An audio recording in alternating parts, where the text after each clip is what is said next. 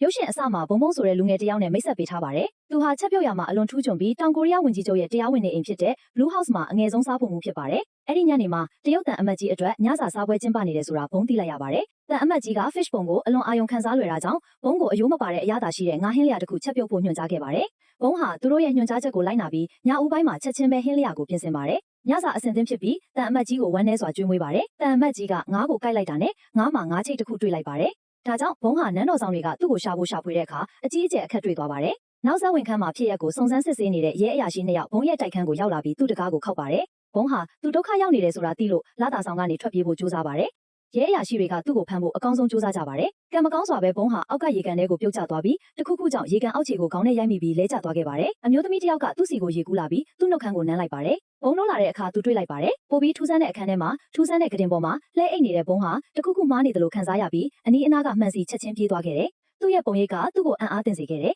။ဘုံဟာသူခဏလောက်စဉ်းစားနေတဲ့မိန်းမတစ်ယောက်ဖြစ်နေမှန်းသိလိုက်ရတယ်။ဒါပေမဲ့ပြုတ်ကျလာလို့အိမ်မက်နေတာဖြစ်ရမယ်လို့ဆုံးဖြတ်လိုက်တယ်။ဘုံဟာအခန်းထဲကနေတွားထွက်လာပြီးဘာတွေဖြစ်နေလဲဆိုတာသိလိုက်ရတယ်။ဒါပေမဲ့အပြင်မှာအမျိုးသမီးအများအပြားကိုတွေ့လိုက်ရတယ်။သူတို့ကဥညွတ်ပြီးအရှင်မင်းကြီးကဒီအကြောင်းကြောင့်အံ့အားသင့်သွားတယ်။ဘုံဟာအဆောက်အဦအပြင်ဘက်ကိုပြေးထွက်သွားပေမဲ့ရုတ်တရက်သူမရဲ့ပေါင်ချန်ထဲမှာအေးဆက်သွားတယ်။အဲ့ဒီအချိန်မှာဘုံဟာသူမရဲ့ငှက်ပြောသီးပျောက်သွားတာကိုသဘောပေါက်သွားတယ်။ဘုံဟာဒီအကြောင်းကြောင့်ထိတ်လန့်သွားပြီးလိန်ပြောင်းလဲခွဲစိတ်မှုအတွက်လူကုန်ကူးခံခဲ့ရတယ်လို့အစပိုင်းမှာယုံကြည်ခဲ့တယ်။ဒါပေမဲ့သူမရဲ့ပတ်ဝန်းကျင်ကိုကြည့်လိုက်တဲ့အခါဘုံဟာအတိတ်ကိုအချိန်ခီးသွားခဲ့တယ်ဆိုတာသိလိုက်ရတယ်။အဲ့ဒီအသည့်ကသူမကိုထိတ်လန့်သွားစေခဲ့ပြီးနောက်တစ်နေ့မှာနန်းတော်ကိုပြန်ခေါ်လာခဲ့တယ်။ဘုံလို့လာပြီးသူမရဲ့လက်ရှိလက္ခဏာကိုအိမ်အကူမိန်းကလေးစီကနေသိလိုက်ရတယ်။1851ခုနှစ်မှာဂျိုးစွန်းမင်းဆက်ကိုအချိန်ခီးသွားခဲ့တယ်ဆိုတာသိလိုက်ရတယ်။ပြီးတော့အခုသူမဟာတော်ဝင်မိသားစုဝင်ခင်ဆိုယန်ရဲ့ခန္ဓာကိုယ်ထဲမှာနေထိုင်နေတယ်။အခြေအနေတွေပိုဆိုးသွားအောင်ဘုံဟာခင်ကိုတွေ့ရှိခဲ့တယ်။ချောချမ်းဘရင်နဲ့လက်ထပ်ပြီးရက်အနှဲငယ်အတွင်းမိဖုရားဖြစ်လာဖို့စီစဉ်ထားပေမဲ့အိမ်ပေါ်မှာလေးကလည်းမသိရတဲ့မတော်တဆမှုတစ်ခုဖြစ်ပွားပြီးနောက်သူမရဲ့အလောင်းကိုရေကန်ပေါ်မှာပေါ်လောမျောနေတာကိုတွေ့ရှိခဲ့တယ်လို့ရှင်းပြပါတယ်။ကံကောင်းထောက်မစွာပဲအဆောင်ကသူမကိုရှာတွေ့ပြီးနန်းတော်ကိုပြန်ခေါ်လာခဲ့ပါတယ်။ဒီသတင်းကိုကြားတော့ဘုံကသူနဲ့ခင်ရဲ့ဝိညာဉ်တွေနှစ်ယောက်စလုံးပြောင်းလဲသွားရမယ်လို့ယူဆပြီး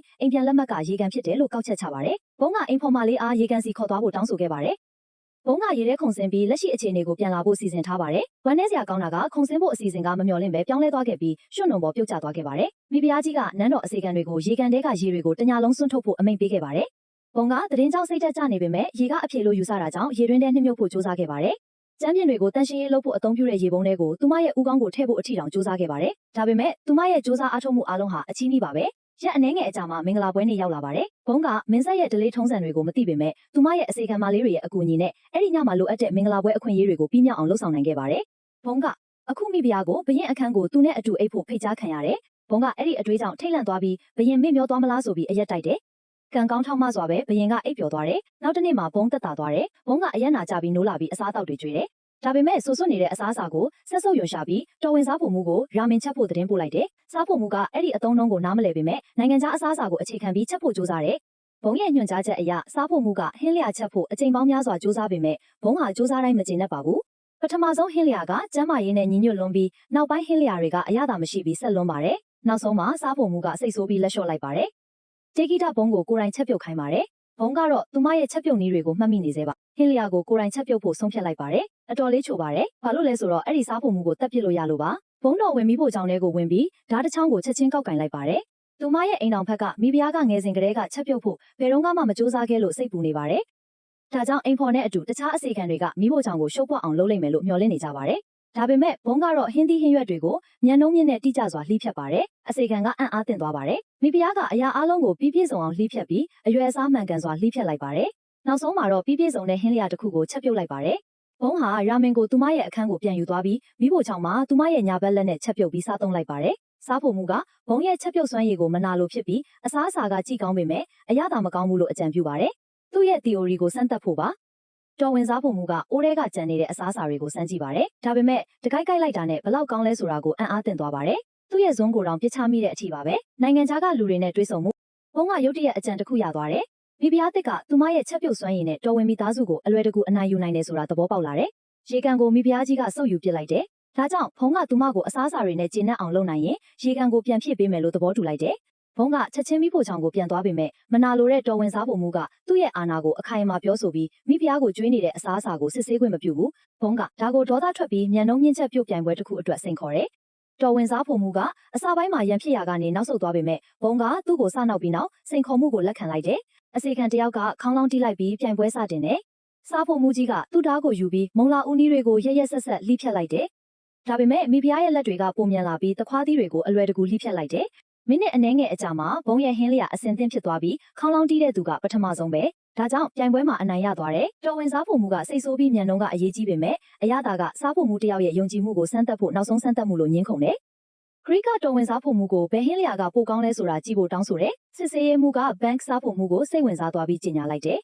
ပိုကောင်းတဲ့ဟင်းလျာကသူမကို Royal Kitchen ကိုတာဝန်ယူဖို့တွန်းအားပေးခဲ့ပါတယ်။ဘောင်းဟာသူမရဲ့မကြသေးမီကရရှိထားတဲ့အခြေအနေကိုအားသာချက်အဖြစ်အသုံးပြုပြီး Grand Queen ရဲ့အစားအစာတွေကိုခွဲခြမ်းစိတ်ဖြာပါတယ်။ဘောင်းဟာသူမရဲ့အစားအစာရွေးချယ်မှုတွေကနေ Grand Queen ဟာမကြသေးမီကသွားကြိုက်ဝေဒနာခံစားနေရတာကြောင့်အစားအသောက်ကိုစည်းစားကြောင်းနဲ့ဆိုတာတွေ့ရှိခဲ့ပါတယ်။ဒါကြောင့်ဘောင်းဟာ Aristocrat အတွက်နူးညံ့တဲ့အသားနဲ့အစားအစာတစ်ခုချက်ပြုတ်ဖို့ဆုံးဖြတ်လိုက်ပါတယ်။ဘောင်းဟာချက်ချင်းပဲအလုပ်လုပ်ပြီးအာလူပြုတ်ကိုအရင်ဆုံးစလုပ်ပါတယ်။သူမကနွားနို့ကိုအိုးထဲလောင်းထည့်ပြီးတခါတရံမှာတင့်တော်တဲ့ပါဝင်ပစ္စည်းတွေကိုထည့်ပါတယ်။ပြီးရင်အာလူတွေကိုအိုးထဲထည့်ပြီးနောက်ညစာကိုကျွေးပါတယ်။စူးစီးမှုရှိတဲ့တင်ဆက်မှုအတွက်ဂျုံမုံအချို့နဲ့ဖုန်ကြီးကနောက်ဆုံးထုတ်ကုန်ကိုကျင်းနဲ့အားရပြီးမိဖုရားကြီးကိုယ်တိုင်ပို့ဆောင်ပေးပါတယ်။မိဖုရားကြီးကအစားအစာကိုအရန်နှစ်သက်ပေမဲ့အေးတဲ့ရောက်လာတာကြောင့်ဟင်းလျာကပြည့်ပြည့်စုံမှုမရှိဘူးလို့ထောက်ပြပါတယ်။အပူချိန်ပြောင်းလဲမှုကပြည့်ပြည့်စုံတဲ့အာလူထောင်းတွေကအလုံးလိုက်ဖြစ်သွားတာကြောင့်အရသာအနှဲငယ်ပြောင်းလဲသွားပါတယ်။ပကံဘေးတွေမှာကျုံရကူးဖိတ်ကြတာလဲတင်ဆက်မှုကိုထိခိုက်စေခဲ့ပါတယ်။ဖုန်ကြီးကဒါကိုကြားတော့စိတ်အနှောက်အယှက်ဖြစ်ပြီးဝမ်းနည်းစွာနဲ့သူမရဲ့လှဲထဲမှာနန်းတော်ကိုပြန်ခရီးစတင်ခဲ့ပါတယ်။ဖုန်ကြီးကအန်သားပွဲကောင်းတဲ့အကြံအုံတစ်ခုရပြီးမကြခင်မှာပဲဖုန်ကြီးကအဝိစာတစ်ထည်ကိုကျဲချပြီ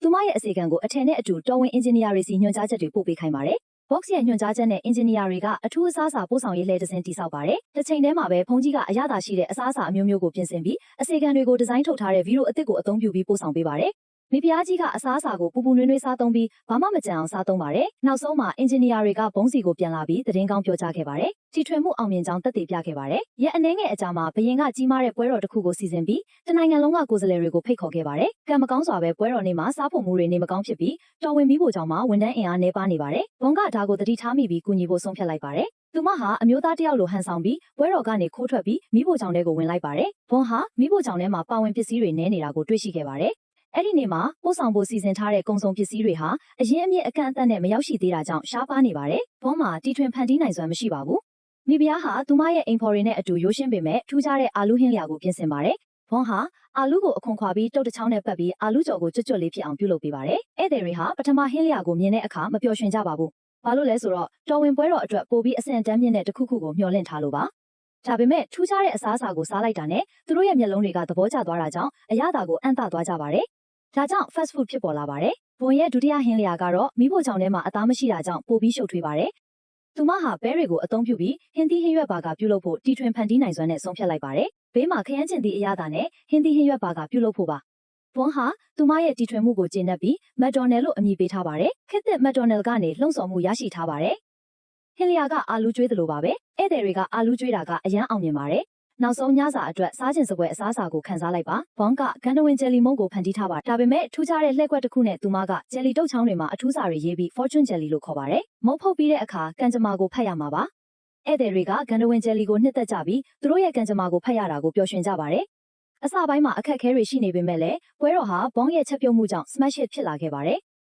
ပွဲတော်ကိုတက်ရောက်ခဲ့တဲ့ Grand Queen ကဘောင်းရဲ့ကျွမ်းကျင်မှုကိုအထင်ကြီးသွားပြီးနောက်ဆုံးမှာတွန့်ဆုတ်ခြင်းမရှိဘဲတောင်းဆိုမှုတစ်ခုပြုလုပ်ရန်တောင်းဆိုခဲ့ပါတယ်။ဘောင်းကရေကန်ကိုပြန်ဖြည့်ပေးဖို့တောင်းဆိုခဲ့ပါတယ်။ Grand Queen ကသူမရဲ့တောင်းဆိုချက်ကိုလိုက်လျောပြီးအစီခံတွေကိုအလုပ်စလုပ်ဖို့အမိန့်ပေးခဲ့ပါတယ်။ဝမ်းနည်းစရာကောင်းတာက19ရာစုမှာဒီအလုပ်ကိုအထောက်အကူပြုဖို့ခင်မီဆက်တွေမရှိတာကြောင့်အစီခံတွေဟာရေကိုတစ်သားပုံးတွေနဲ့ပဲလက်ဖြင့်တည်ယူရပါတယ်။အစီခံတွေဟာမြို့ထဲကရေတွင်းကနေရေကန်ကိုအဝေးကြီးသွားရတာကြောင့်လုပ်ငန်းစဉ်ကမယုံနိုင်လောက်အောင်နှေးကွေးပါတယ်။ဘောင်းကဒါကိုစိတ်အနှောက်အယှက်ဖြစ်စေပြီးနီလန်အသစ်တစ်ခုကိုအလင်းအမြန်တီထွင်ခဲ့ပါတယ်။သူမကအစီခံတိုင်းကိုတနေရာထဲမှာနေပြီးပုံးကိုတယောက်ကနေတယောက်စီပေးလိုက်ရုံပါပဲ။လူတွေကအလုပ်ကိုပိုလွယ်ကူမြန်ဆန်စေတာကြောင့်စနစ်ကိုကျင့်တတ်ကြပါတယ်။သူတို့အားလုံးကအလုပ်ကိုဆက်လုပ်ကြပါတယ်။ဘုံကရှည်လျားတဲ့လုပ်ငန်းစဉ်ကိုကြီးကြပ်နေချိန်မှာစိတ်ရှည်ရှည်နဲ့အပေါ်မှာရက်နေတယ်။ရက်အတော်ကြာပေမဲ့ရေကန်ကမပြည့်သေးဘူး။ဘုံကမကြခင်မှာပဲစောင့်ရတာညင်းငွေလာပြီးဟောဆော့ခွာဖြန်လာတယ်။ဟောဆော့ဖြစ်လာတယ်။ကန်ကောင်းထောက်မစွာပဲမိုးသည်ထန်စွာရွာသွန်းပြီးတဖြည်းဖြည်းရေအိုင်ကိုရေလောင်းချလိုက်တယ်။ဘုံကရာသီဥတုပြောင်းလဲမှုကိုအလွန်ပျော်ရွှင်ပြီးမိုးရေအောက်မှာစိတ်လှုပ်ရှားစွာကခုန်နေတယ်။ဒေးဂီတာနာရီအနှဲငယ်အကြာမှာရေကန်ပြည့်သွားပြီးဘုံကဥတီသွားတယ်။ကန်ချေကိုသွားပြီး cornerstone မှာသူမရဲ့နာမည်ကိုလက်မှတ်ထိုးပြီးတဲ့နောက်ရုပ်ရှင်အစမှာလိုပဲရေကန်ထဲခုန်ဆင်းပြီးရေအောက်ကိုနစ်မြုပ်သွားခဲ့ပါတယ်။ဘုံတို့လာတဲ့အခါဆေးရုံမှာအရာရှိတယောက်အိပ်ပျော်နေတာကိုတွေ့လိုက်ရတော့အံ့သသွားပါတယ်။သူ့အိပ်ယာနဲ့မီတာအနှဲငယ်အကွာမှာအိပ်ပျော်နေတဲ့အရာရှိတယောက်ကိုတွေ့လိုက်ရပါတယ်။သူတိတ်တိတ်လေးလွတ်အောင်ကြိုးစားပေမဲ့အရာရှိကနိုးလာပြီးအလင်းအမြန်လိုက်ဖမ်းပါတယ်။ဘုံ သူ့စီကနေထွက်ပြေးနိုင်ခဲ့ပေမဲ့နောက်ထပ်အရာရှိ2ယောက်ရောက်လာပြီးသူ့ကိုချော်လဲအောင်လုပ်လိုက်ပါတယ်ဘုံဟာလူတွေစီကနေလွတ်မြောက်ဖို့မြင့်မားတဲ့ပလက်ဖောင်းကနေခုန်ဆင်းပြီးလမ်းအတိုင်းပြေးသွားပါတယ်သူချက်ချင်းပဲအများပြည်သူစာကြည့်တိုက်ကိုဦးတည်သွားပြီးသမိုင်းစာအုပ်တအုပ်ကိုရှာဖွေပါတယ်အဲ့ဒီမှာဂျိုဆွန်မင်းဆက်အကြောင်းစာဆောင်တစ်ခုကိုတွေ့ပြီးသူဟာသမိုင်းရဲ့အစိတ်အပိုင်းတစ်ခုဖြစ်လာပြီဆိုတာသိလိုက်ရတဲ့အခါပြုံးလိုက်ပါတယ်ဒါပေမဲ့သူ့ရဲ့အတိတ်ကိုပြန်အမှတ်ရစရာခရီးစဉ်ဟာလိုက်ဖမ်းတဲ့ရဲတွေစာကြည့်တိုက်ကိုရောက်လာတဲ့အခါဘုံပြန်ထွက်ပြေးဖို့ကြိုးစားပေမဲ့ရဲတွေကသူ့ကိုဖမ်းဆီးဖို့မရှိဘူးလို့ရှင်းပြပါတယ်ဂျိုဆွန်ခစ်ကိုအချိန်ခရီးသွားလာမှုကြောင့်လက်ဆောင်ကိုပြောင်းလဲလိုက်တာပါအခုတော့သူ့ကိုရဲတွေကလိုက်ဖမ်းနေတာမဟုတ်ပါဘူးဘုံဟာအခုတိုင်ကြားသူဖြစ်ပြီးအစင်းမြင့်အရာရှိတယောက်ကိုဖော်ထုတ်လိုက်တာကြောင့်သူ့ကိုကာကွယ်ဖို့ရှိနေတာပါအာဂတိလိုက်စားမှုအတွက်ဘုံဟာအနီးနားကကွန်ပျူတာတစ်လုံးစီအပြေးလွှားသွားပြီးသူတို့ရဲ့ပြောဆိုချက်တွေကိုအတည်ပြုဖို့ဝက်မှာရှာဖွေခဲ့ပါတယ်။သူတို့ဟာသမိုင်းကြောင်းအတိုင်းအမှန်တရားကိုပြောနေတာဖြစ်ပြီးလက်ရှိကဘာကအမှန်တကယ်ပြောင်းလဲသွားပြီဆိုတာကိုသူတွေ့ရှိပြီးနောက်မကြခင်မှာပဲရုပ်ရှင်အဆုံးသတ်မှာဘုံဟာလမ်းပေါ်မှာရက်နေပြီးအတိတ်ကတင်းငယ်တဲ့ပြောင်းလဲမှုတစ်ခုကအနာဂတ်ကိုဘယ်လိုအကျိုးသက်ရောက်စေနိုင်လဲဆိုတာကိုအပြုသဘောဆောင်တဲ့သတင်းစကားတစ်ခုပေးပို့ထားပါတယ်။ဒါအပြင်ဘုံနဲ့ထမင်းစားတာကအမြဲတမ်းပိုကောင်းတယ်ဆိုတဲ့ဘဝသင်ခန်းစာကိုလည်းပြောပြထားပါတယ်။ဒီလိုဗီဒီယိုတွေထပ်ကြည့်ဖို့ notification တွေကိုဖွင့်ပြီး like ချန်ထားပေးပါ။ကြည့်ရှုပေးတဲ့အတွက်ကျေးဇူးတင်ပါတယ်